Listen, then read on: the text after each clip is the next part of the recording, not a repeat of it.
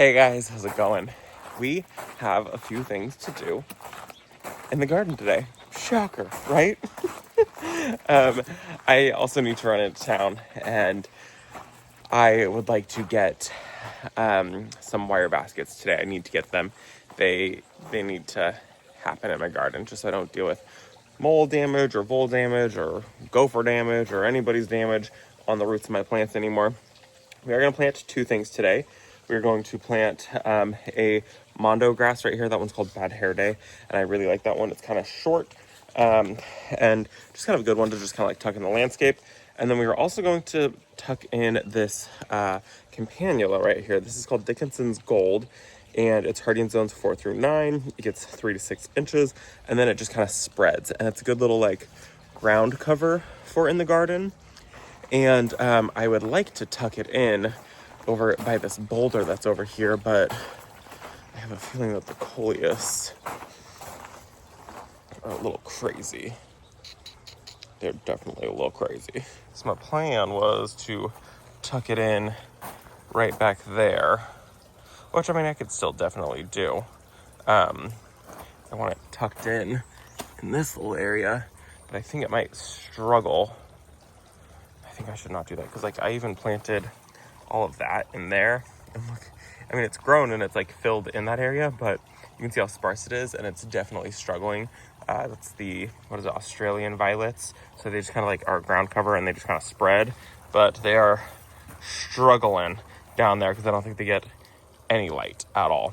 So I think if I plant the campanula there, it's not going to get enough light. It wants shade in my area, but I think that's more than just shade. So now I'm a little stumped where to put the campanula because I literally bought it to go in that area. That's gonna be a little rough. My ultimate goal in my garden is to not see the ground. Like, see how right here you don't really see the ground, or right there, but see all this? You see all the ground. So the ultimate goal in my garden is to not see ground. I want you to see plants. I want things to be really compacted. I want things to be close, and I want things to, kind of have to fight to survive in my garden. I don't enjoy giving things proper spacing, because if you give them proper spacing, it's only once they reach that mature size that they start to touch. And I don't want that look. I don't want to wait forever for things to start to look okay. So I enjoy just tucking things in here and there. So that's kind of my goal in the garden, is to not see any ground, and eventually to not have to buy mulch and not have to use mulch in my garden. I would like to just have the plants be the mulch, because if ultimately my plants are growing and they're growing so well and they're growing so tight and so compact, weeds can't grow in them, ideally. What's happening back there? I was noticing that my ansonium is starting to flop. That's always great to see. And then my other goal is to I have all the metal edging in, and I love the metal edging. I love that it gives me clear walkways. It makes it so the gravel and the mulch don't mix. What I do love is when the plants kind of spill over the metal edging. This is kind of a extreme case. You can see the metal edging is all the way back here. So that's very extreme. And that's another reason that I did really wide walkways, is because I knew I wanted plants to spill over the metal edging. But I also do plant, that is her favorite spot to lay, and she has ruined the gravel in. She loves this run from right here all the way down. When she lays down, she kicks the gravel, and all of these big rocks are not supposed to be on the top. It was supposed to be the ground base, but you can see, see these divots that she makes? She just kicks and she digs into the ground. So it's all supposed to just be these little tiny rocks, but she's brought all these big ones to the surface. This is her favorite spot to lay. She likes to lay right there, and she really likes to lay right here. So we have piles of big rocks that have been brought to the surface. It's nowhere else in the garden. So like everywhere else that we go, like this is what it's supposed to look like. See how there's no big rocks anywhere? She just leaves a little path of destruction everywhere she goes. So let's get to work now. Anyways, my other plan in the garden is to kind of start planting some things, some very, very low growing things, some ground cover type things right on the outside of the metal edging. I know, some people are like, why do you have the metal edging then? Why did you do that? I want to soften up. I don't love how it's just a hard line. I love how this is kind of a soft line, but my mulch and my gravel don't mix. That drives me absolutely crazy. I cannot stand that. So I love the metal edging for that. I also love the metal edging because it gave me this really tall raised bed right here. Wouldn't change it for the world. What I would like to do is just soften everything up a little bit. And if I can just get it so I'd have some like very soft ground cover right here, some type of like moss or some type of like mondo grass, or just literally something so subtle that you don't even really think about it. That's what I want. Nothing plant-like, nothing shrub-like, nothing that's going to get big or lots of blooms. Literally just ground covers. Let me show you another example of what I've been thinking. Like here, I planted all of it's Blue Star Creeper, it was not supposed to be, but all of this in the walkway. And I love how that looks. And I wouldn't mind if it came out into the gravel a little bit, or if it starts to spread this way and it kind of comes out and around. That's what I want. I want it to just kind of like soften up corners, soften up edges and things like that. Then I don't see the ground. I don't have to worry about mulch. I don't have to worry about weeds. So just very soft ground cover things. Like, how pretty would it be if I had like soft little ground cover right here all along this little edge? Wouldn't that be beautiful? I don't want it so it like, creeps into here, and I don't want just big piles of flowers always in the walkway. I want some of the annuals, yes, but I also want some subtle things in the walkway. And I know the way I garden confuses some people and drives some people mad, so I do apologize for that.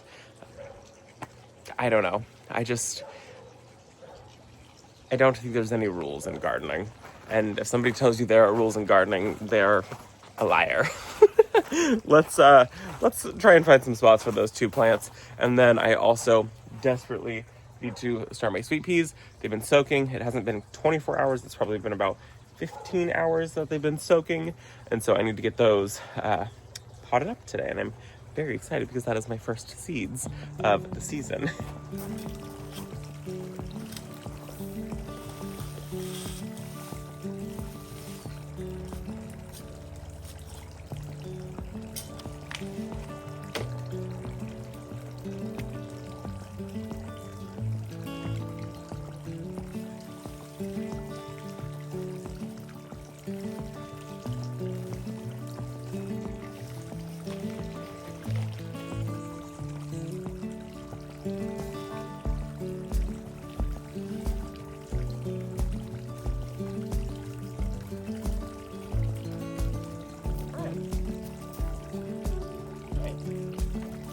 Yeah, can you go?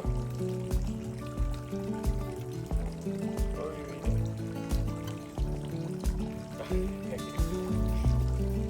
Okay.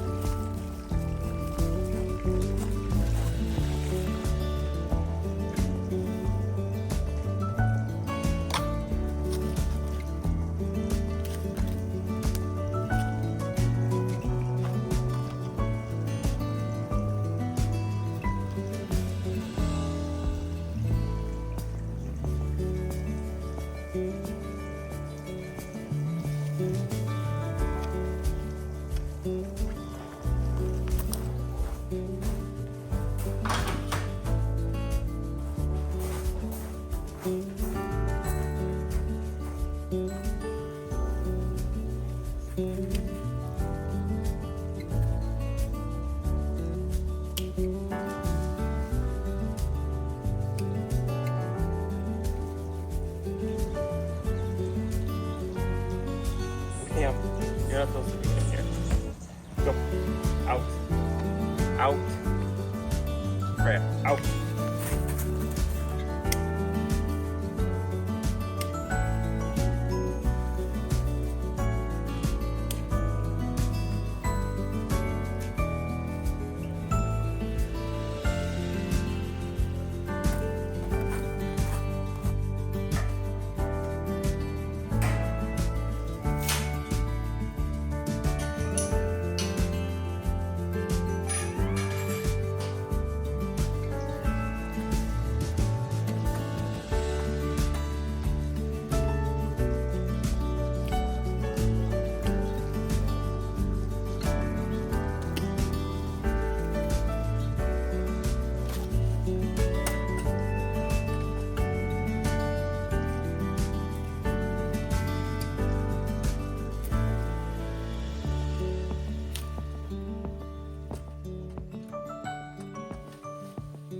Well, that took a little bit of a side quest.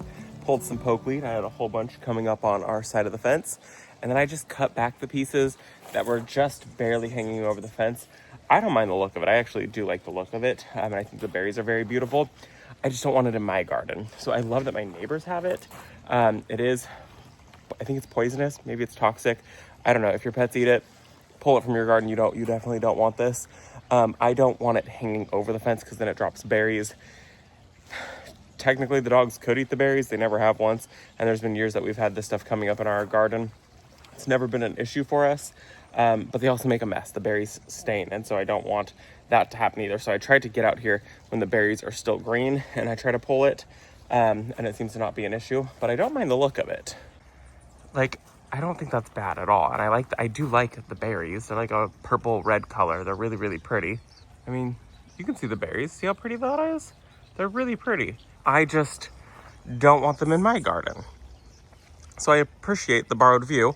I just do keep it usually trimmed up right to the fence line. And anything that hangs like slightly over the fence, I honestly just cut it and drop it right back into their yard. And I know that that's probably like controversial, but I'm not gonna deal with that. And usually what I'm dropping is not a whole lot. It's very little. Like I probably dropped close to about this much, just right there.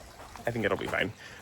If it's a lot that hangs over, then I'll grab it. There's been times that it's been probably like 10 times this amount, and then I grab it and we put it in our yard waste bin. But other than that, if it's small pieces, usually it's like little pieces like this is like one branch, I'll cut it and I just drop it. I'm not gonna make a mess because then all those berries fall into my yard, and I don't want the berries in my yard because that's where the seeds are. Anyways, also, I put a new blade on my Felco 5s, which is very exciting, very sharp. Already cut myself, but not super hard to change. This is the first time I've changed it, and I've had these pruners for 4 years, maybe 5 years. The Felco 5s, they are kind of like the economy model of Felcos, which I still think that they're a little bit of an investment compared to like, a couple dollar pruners. I will say it's a little bit tight, so I might have tightened it just a little bit too much. Easy to change. The bolt was not rusted on, but it was definitely like locked on, so it took a little bit of extra strength. And then I did slice my finger open, so that was cool. I planted the campanula right there, and I think that that is going to be good for it. It'll get a little bit of sun. I didn't want to put it in the gravel right here because we do walk really close to the edge right here. So I think I'm going to wait and see about next year, making sure I plant coleus a little bit further back, and then I can plant something in the walkway right there because we don't walk right up against this coleus. We actually usually walk like over here. And so I would like to get something growing ground cover down there. But I think that'll be very, very pretty there. A nice little pop of green, and it'll help kind of start to mask that electrical that we've got going on right there. And then the mondo grass I tucked in right there. I know it's not on this side, and I said I was going to do it on this side, but I think we walk a little too close to this metal edging right here. So I don't know if I should, I could probably get away with planting something right there. I don't know what though, because we don't really walk there, but this gets a little bit narrow as we get into the greenhouse area. And I usually kind of cut this corner a little close.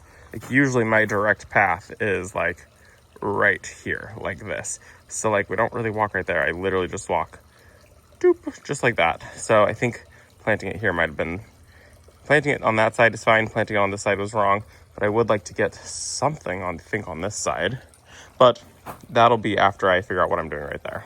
And just a reminder that nobody is stopping you from using a vintage silver tray. This one's super dirty, to store all of your little pruners. I think that is very sweet, very romantic.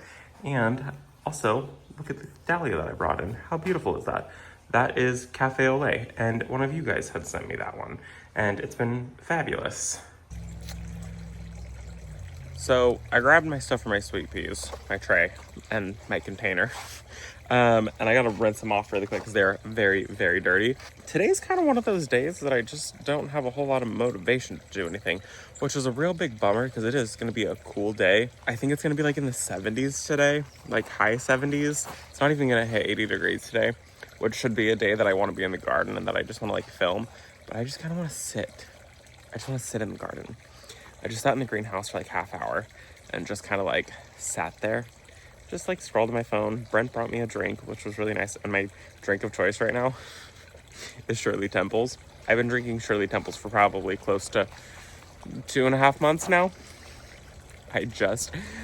I'm like hyper focused on them. Anyways, we're gonna start our sweet peas. I have way more cells than I actually have sweet pea seeds that I started, which is fine. I don't need to start this many. I'm probably gonna start, I think 5 or 6 cells. I think I did 10 seeds, so I'll probably just I might as well just put 1 seed per cell. Why not? We'll start 10 of them. I don't need 10 of them. I don't know what I'm gonna do with 10 of them, but it's just real easy to start 10 of them. I don't go in with any special soil. I use potting soil. I pull out any big clumps. You can use seed starting stuff if you want to. And then my trays are from Bootstrap. These are the ones that I've loved for literally ever. I've been using Bootstrap for probably like 5 years. And yeah, these are just easy. And I like these ones too because this tray comes out and I bottom water everything. And so this comes out. It's an insert that you buy. And I can bottom water, and then I can pop this back in here. And then when I need to dump the water, I lift this out and I can dump the water out of it. Bottom watering for seedlings is my favorite because then it buys me a day or two, buys me a lot longer than having to water each cell individually. Let me go ahead and clean this. That got put away dirty by me.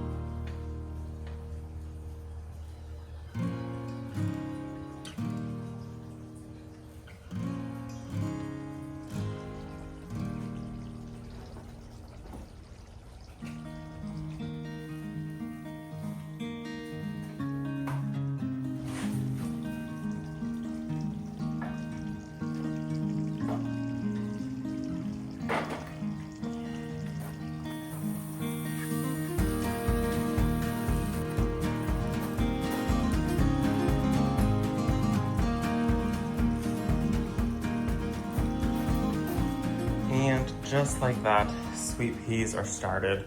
These sweet peas are called high scent. And so this is what they will look like. And they're supposed to be ones that smell really good. They're supposed to have a ton of smell to them. I am the exception, not the rule on starting sweet peas. My sweet peas, I start these guys in fall time.